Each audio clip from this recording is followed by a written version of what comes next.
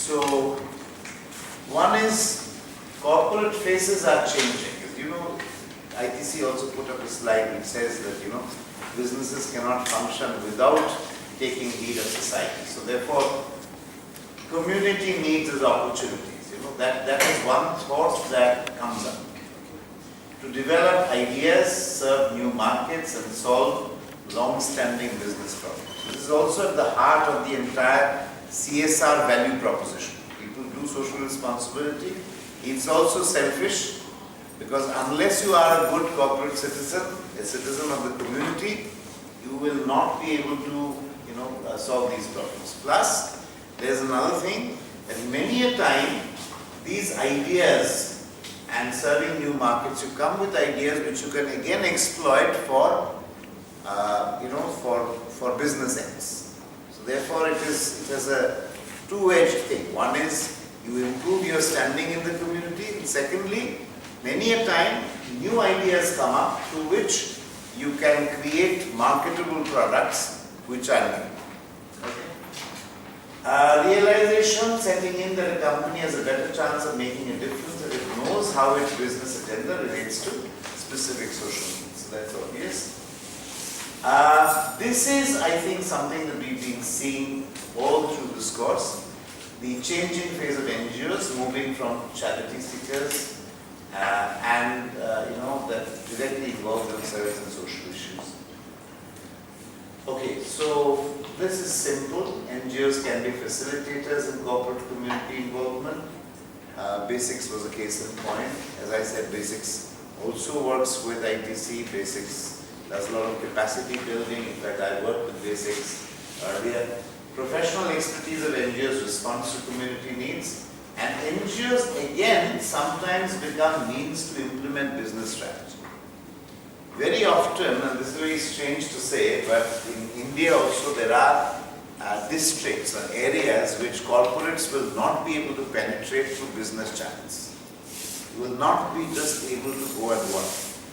The NGO, if it distributes your products, you get credibility because the NGO has entry. Because NGO is allowed entry because NGO works with that community for a long period of time. So in fact, it allows you to tap into geographical areas which you would not have otherwise done. And like that, there are many other examples that can come. Why do partnerships from an NGO point of view? Basic thing. The first, it starts with this one. Because all NGOs have this problem. The first port of call is government, which is usually unreliable. Because government, you do not know that if you get funding for 1 year, whether you will get it the next year. The decision comes once your entire grant period is over. But you are accountable to your beneficiary. So how do you do that? And how do you balance your portfolio between government and private sources? So therefore, funding is one very important thing. Second is skills. Very often, these are organizations that come and told you, the Dutch World came and told you, I want this, I want this. So they need that perspective. So how do I build skills for a sounder institutional infrastructure? Thirdly, huge thing, and this is something that came up repeatedly today, marketing support. Very often an NGO doesn't have the wherewithal to market what can be created in a given region, in a given area. And result, finally and most very importantly, a result orientation and cost efficiency focus, which usually NGOs do not have. NGOs can have a values focus, they do not have result and cost focus. Well, this is a story that before 1990 there was hardly any successful partnerships. This is Jim Mandel wrote this in the book called The Company of Partners. In the meanwhile, in 2004, already Sustainable Asset Management found 45 out of 554 companies that are doing partnerships. But usually these are project alliances. And this is today something that Vijay was saying, that if you look at Pepsi Basics, it was something that was short to medium term. This is some opportunistic thing about it. ITC was repeatedly stressing as a very long term outlook. But of course, ITC wants to be a good corporate citizen. So therefore, a lot of partnerships are very specific, discrete and non-binding. Changing attitudes, so what's happening now, NGOs becoming more practical. You see, that's why they even come to a course like this, they're willing to work with you. Yeah. They see you as business managers of the future and more available and approachable, but nevertheless, flexible, less dogmatic, more eager to seek solutions.